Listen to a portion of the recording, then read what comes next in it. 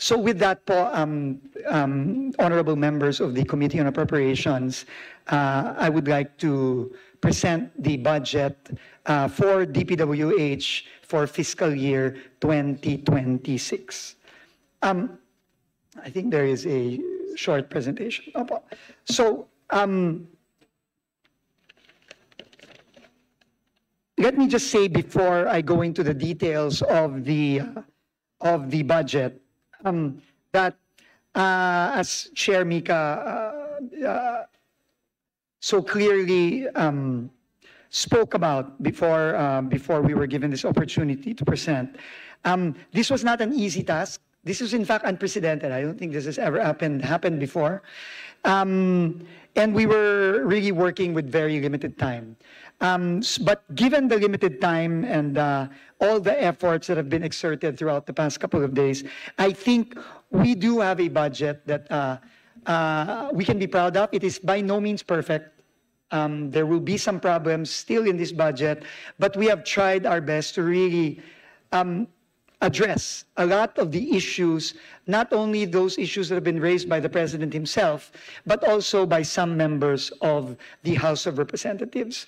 So with that po, let me first say that the resubmitted budget of the DPWH, next slide please, is close to 30%, to be exact, 28.9% lower than the originally submitted 881 billion peso budget.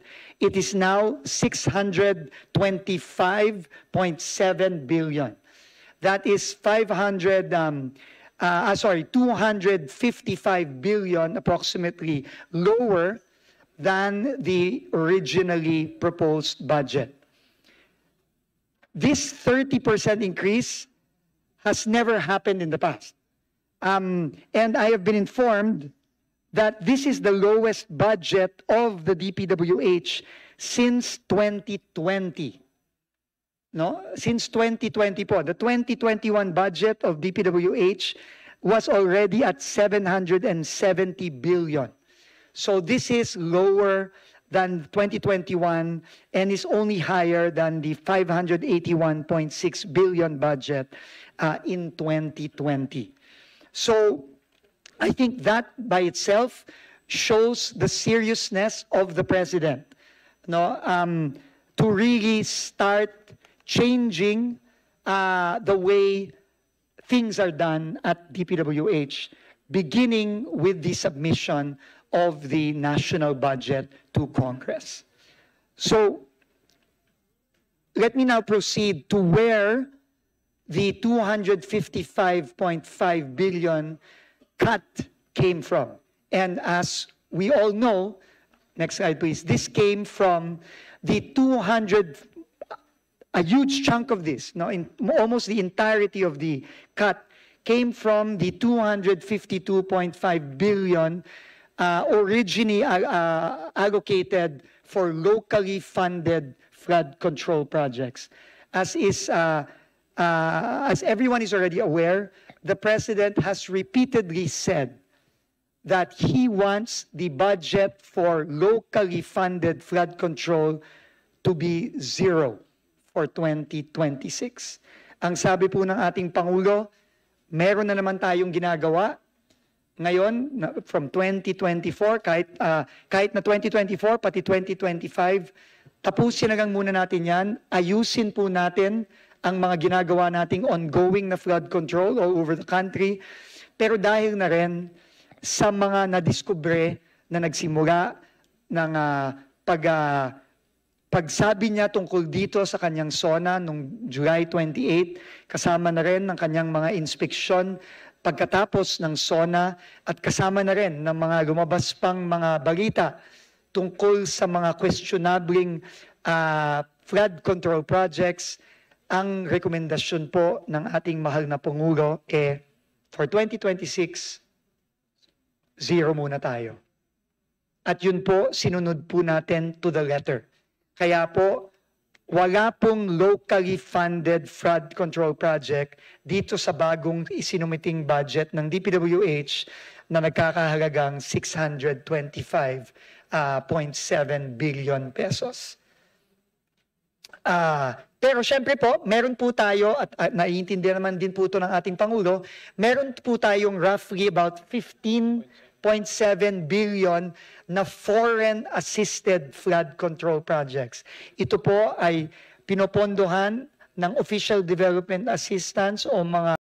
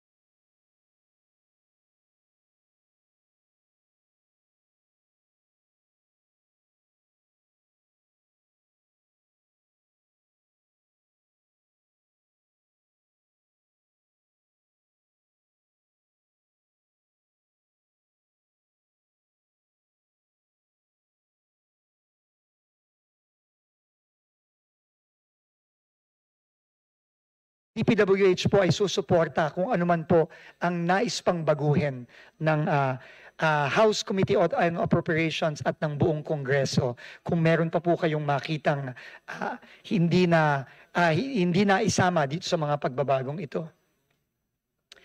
Next slide, please. Now, just to give you an indication po, and I will not go through this, I'm sure you have received the briefings as well already from the Committee on Appropriations. Makikita nyo po, yung blue ay roads, ito po yung mga 001 na projects, roads and bridges. Yung pong green ay flood control at yung iba po ay others. Ito na ho yung mga feasibility studies, mga iba pong mga ibang mga proyekto pa po, no, na nakasama sa DPWH budget. Makikita nyo po, halos wala na po talagang natira sa flood control. As you can clearly see, ang natira na po sa green ay yun lang 15.7 billion na foreign-assisted flood control projects. At dahil po dyan, dumami po ang mga proyekto din natin sa roads and bridges. No? And that is, I think, reflected in the budget as well. Next slide, please.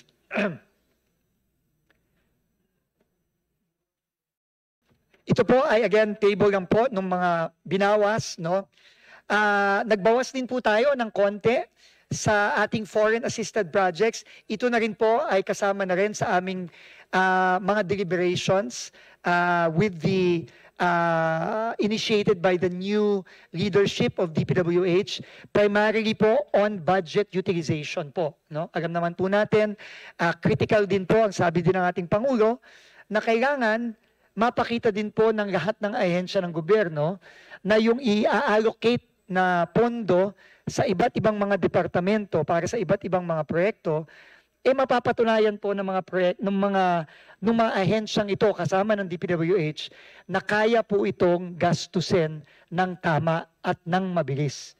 No? Very aware po at very strong po ang paniniwala ng ating Pangulo na you have to use it or you lose it. no? Kailangan po, stricto po tayo dyan. Ako po ay nanggaling na rin sa ibang mga ahensya ng gobyerno in the past at yan po ay isang paniniwala ko simulat sa pool pa lang na kailangan ipakita ng mga ahensya na dapat ang kanyang absorptive capacity at ang kanyang kapasidad para mag-implement ng proyekto at i-disburse ng tama ang mga pondong ipinagkaloob sa kanya sa ahensya ng Kongreso ay dapat magamit po ng mabilis at magamit ng tama. So many of these reductions have also taken into consideration that very important principle of government fiscal prudence. No? Next slide, please. Ito din po ang mga nakikita din po natin, no? Ginawa din po namin dito na fiscal prudence. Next slide, please. Ito din po ang mga nakikita din po natin, no? Ginawa din po namin dito na ikinumpira din po namin ang mga previous budgets for general administration and support to operations, at tinignan din po natin kung pwede din po tayong magbawas dito, no? At meron din po tayong mga binawasan dyan, no? At syempre po, pinaprioritize din po natin yung mga napaka-importanting mga kalye at tulay sa iba't ibang mga lugar sa ating bansa. Dahil ito naman din po ang primary function din at mandate ng departamento. Next slide, please. Ito ay example lang po ng ating mga infrastructure flagship projects. Mamaya po kung meron po kayong mas maraming katanungan dito, nandito po si Senior Undersecretary Emil Sidain na in charge po both sa ating infrastructure flagship projects pati na rin sa ating mga foreign assisted projects. At alam niyo naman po, napaka-importante po sa atin ang Daang Maharlika. No? Pero again, aparte po sa budget na hinihiling ng departamento at later on, i-approve at ibibigay ng Kongreso, importante din po dito ang pag-implement ng proyekto. Kailangan po, maayos ang pag-implement, maayos ang disbursement, at mabilis din po ang execution nitong napaka-importanting flagship project na ito. Kasama na rin po dito yung Nautical Highway Network Improvement, kasama na rin po yung marami nating mga bridges, no?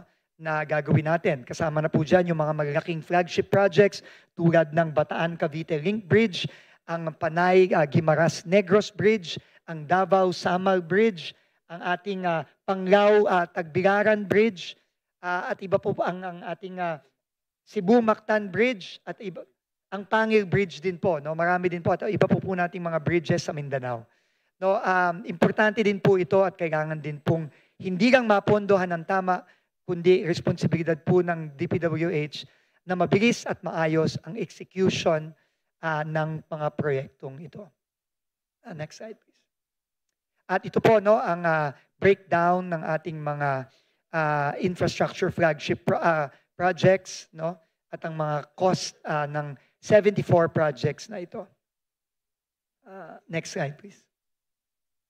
At ito po, nais lang pong i-report ng ating Senior Undersecretary, si Undersecretary Emil, ang mga completed projects na po natin. Dito po, natapos lang po ito. Ngayong panahon ni President Bongbong Marcos, ang Pangil Bay Bridge, ang Pasig-Marikina River Channel Improvement Project, ang arterial road bypass sa Plaridel, no? Ang Plaridel bypass po natin sa Bulacan. Ang integrated disaster risk reduction and adaptation measures, no? Sa Pampang Bay, ang Samar Pacific Coastal Road, ang flood risk management project din po sa Cagayan de Oro. Lahat po ito ay completed na po. Next slide, please.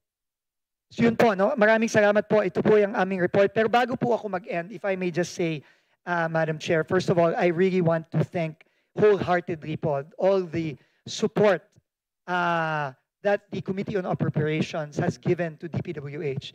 You have given us a lot of inputs that have really helped us craft, I think, this unprecedented budget, which I think reflects our common goals to to really clean up the department, beginning with the budget, from top to bottom, as the President has mandated us to do.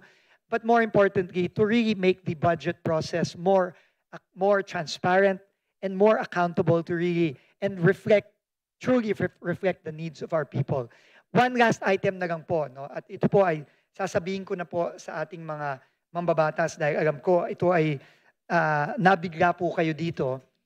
Kung maaalala nyo po, sinuggest po mismo ng ating chairperson, Mika Swansing, nung ating nakaraang hearing, na ang flood control, kung pwede pong gamitin natin ang science-based approach, no? Specifically to use the data and inputs from Project NOAA, which is probably the most reputable institution, no, based out of the University of the Philippines, no. At alam ko po na marami pong mga members ng House of Representatives ay nag-propose po ng mga flood control projects para sa base sa Project NOAA, lalong-lalo na sa mga red zones. Pero po, tingin ko po ang recommendation ng ating Pangulo na kailangan po nating sundin, no, is really coming from the belief that, number one, meron na po tayong mga ongoing na flood control at dapat yun po muna ang ating pagtuunan ng pansin, especially given the questionable issues that have been raised against these flood control projects all over the country. And since there are still ongoing projects, DPWH and the people of the country are better served in focusing on ensuring the proper implementation of all these ongoing projects. But I think more importantly, the President is sending a very, very clear message to the people that we need to tell the people that we will clean this up. And we will clean this up now.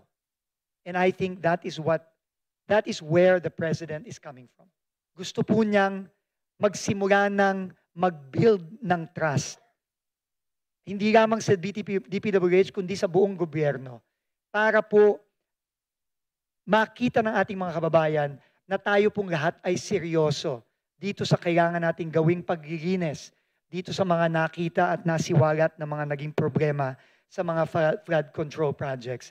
At dahil dito din po, sinigundahan pa po ng Pangulo na yung mawawalang pondo sa DPWH na galing sa flood control, yung pong 252.5 billion pesos, which represents almost a third of the DPWH budget, ay dapat po hindi na gamitin sa DPWH. Siya po, nung Lunes lang, the day that we were actually supposed to submit, no, our deadline, no, on Monday, September 15, the President, in his press conference, himself presented to the public a menu of his recommendations to Congress kung saan po sana pwedeng dun na lang gamitin yung 252.5 billion na mawawala sa DPWH from flood control, locally funded flood control.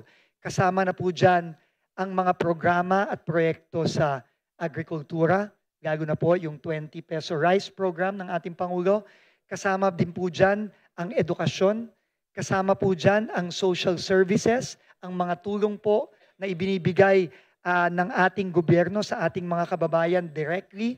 Kasama din po dyan ang healthcare, no? Ang healthcare services, lalong-lalo na po itong pagpopondo ng zero balance billing na talagang tinutulak po ng ating Pangulo.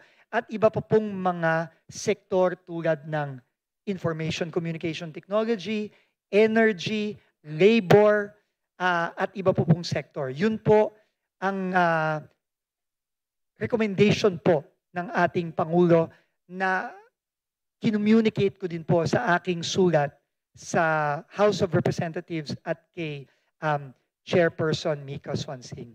Kaya po, yun po ang naging basihan nitong budget submission natin ngayon. So with that po, maraming salamat po. At again po, thank you very much po din sa mga kasamahan ko sa DPWH na talaga pong nagtrabaho po para mag-submit ng hindi po to 100% perfect na budget.